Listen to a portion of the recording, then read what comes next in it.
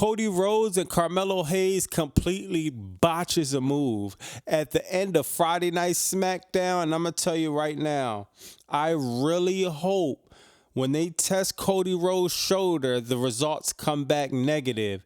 He landed very awkwardly on that shoulder. You seen the pain in his face, and I don't even want to say he was selling it.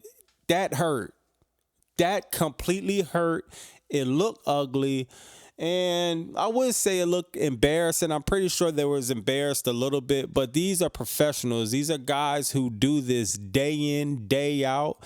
They are performing at the highest level, so I'm sure they did that move a million times at the performance center, practicing, at live shows, at live events, PLEs. It's just sometimes botches happen.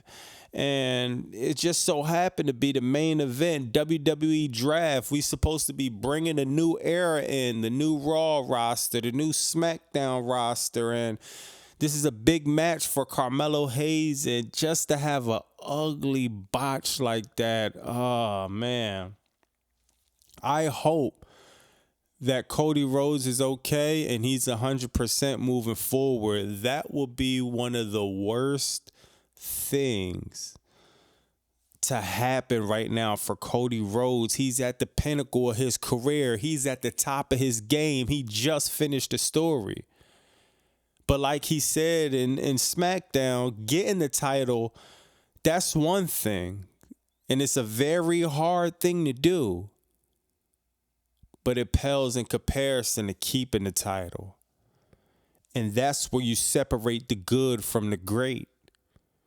So after he just mentioned that and the turnaround and have a botch move like that and run the risk of vacating the title, because I'm going to tell you right now about these shoulder injuries. You could look it up. Shoulder injuries are very awkward. They're very weird.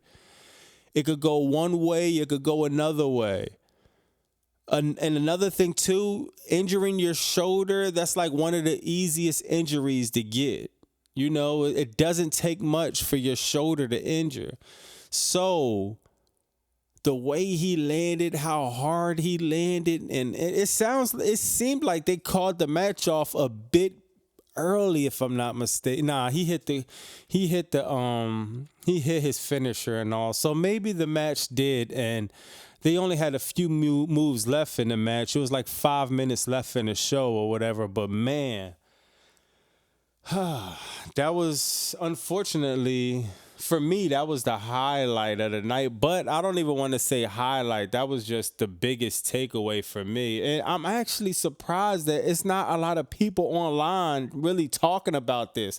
I just made the short about it, but I'm like, am I bugging? Am I the only one who's seen? I know people laughing about the botch move. I really don't think that's funny. I'm not really answering comments who think that's funny. These are two real human beings who really putting work in the ring.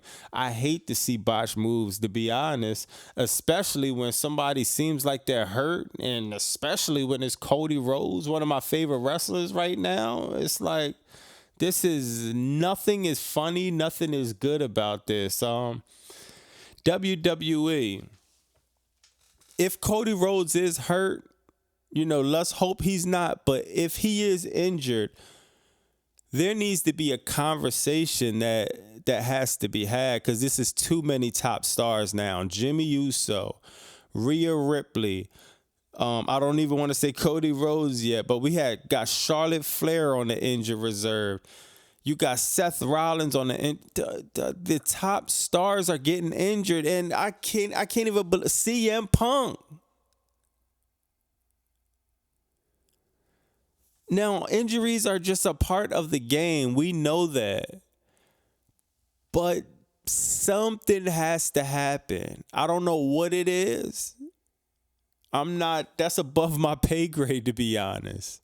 I don't know if we need different mats. I don't know if we need a less demanding schedule. I don't know if we need new regimens. I don't know if people need seasons now. We don't know. But this is not a good look. If Cody Rhodes is injured,